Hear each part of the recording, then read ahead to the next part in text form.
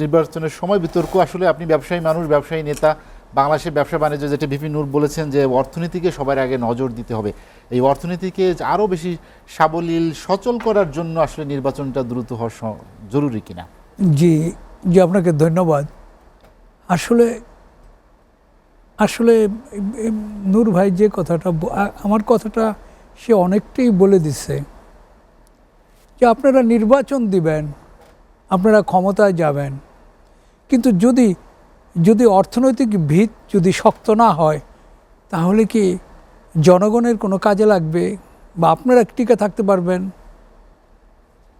আমার মনে হয় যে আমাদের যে কেউ এই ব্যাপারটা নিয়ে ভাবতেছে না যে অর্থনৈতিক ভিত কীভাবে নিয়ে আগে শুরু ঠিক করো। আপনারা বিভিন্ন সংস্কারের কথা বলতেছেন, অর্থনৈতিক সংস্কার কথা বলতেছেন, কিন্তু কি আগাচ্ছে?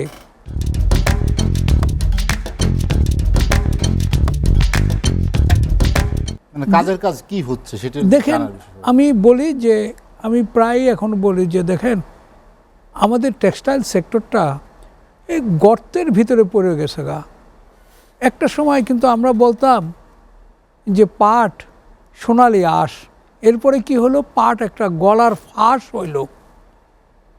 আজকে যেই দেশের যে উন্নতি, এটা কিন্তু এই গার্মেন্টস সেক্টর, এই টেক্সটাইল সেক্টরে, আজকে এই সেক্টরটা কি নাজুক অবস্থার মধ্যে আছে।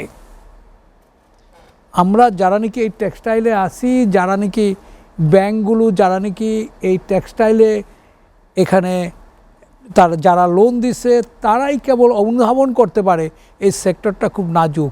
এবং এই সেক্টরটার প্রতি যদি কেউ যদি এখন না দেখে, কেউ যদি এটার উপরে সতর্কতা না অবলম্বন করে, কেউ যদি না আগায় আসে, তাহলে দেশের যদি অর্থনৈতিক উন্নতি, তো একটাই কাঠামো আছে, সেটা হলো এই দেশের গার্মেন্টস। সে গার্মেন্টস নিয়ে কিন্তু কেউ কারো ভাবা নাই। প্রতিদিন একটা দুটা গার্মেন্টস বন্ধ হয়ে যাচ্ছে, রুগ্ন হয়ে যাচ্ছে। আমার মনে হয় এইটা নির্বাচন, অবশ্যই নির্বাচন হবে। নির্বাচনের জন্য লোকজন অধীর আগ্রহে বসে রয়েছে, কারণ সত্যিকার অর্থেই নির্বাচন হয়েছে, সেটা প্রকৃত নির্বাচন না। কিন্তু আজকে নির্বাচনের সাথে এই অর্থনৈতিক সংস্কারটা করা উচিত। কিভাবে এই সেক্টরটাকে টিকায় রাখা যায়। যদি এই সেক্টরটা যদি টিকায় না রাখা যায়, এই আপনার মতো এইরকম জায়গায় এত টেলিভিশন, এত রাস্তাঘাট, এত গাড়ি ঘোড়া কিছুই থাকবে না। সুতরাং সর্বাগে আপনারা আমি মনে করি আপনারা দুজনেই রাজনীতি করেন, আপনারা কিন্তু এই জিনিসটা ফোরকাস্ট করেন।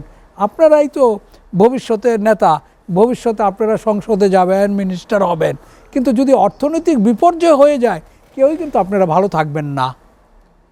অর্থনৈতিক অবস্থা ভালো হলে তখন নির্বাচনের মতো পরিবেশ পরিস্থিতি থাকবে কিনা সেটিও তো একটি না, নির্বাচন তো মানুষের আকাঙ্ক্ষা, এটা তো সবাই চাবে, আমিও চাবো, আপনারাও চাবে, নির্বাচন হবে।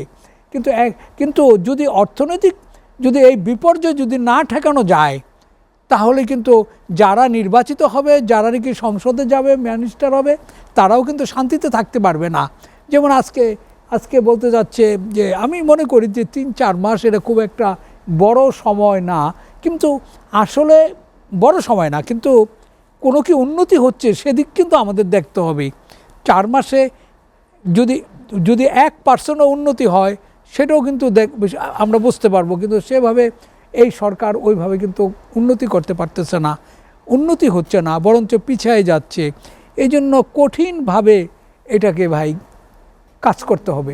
আপনারা রাজনীতি করেন, আপনারাই ভালো জানেন নির্বাচন কবে হবে, কিভাবে হবে, কিন্তু ওই নামকাওয়াস্তে নির্বাচন করে লাভ হবে না। যে নির্বাচন জনগণের কোনো কাজে না আসবে, জনগণ যেন স্বতঃস্ফূর্তভাবে সেই নির্বাচনকে